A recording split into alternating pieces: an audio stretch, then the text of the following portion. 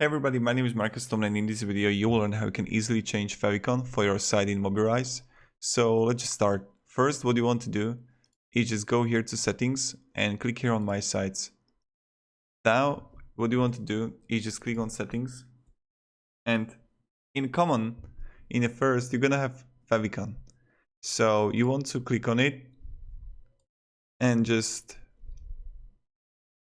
go to download, and now to whatever where you have the logo.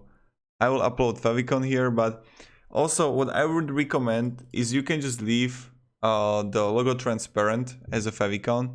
It's completely fine. You can also choose the menu logo if you want. See, now it's white, now it's not.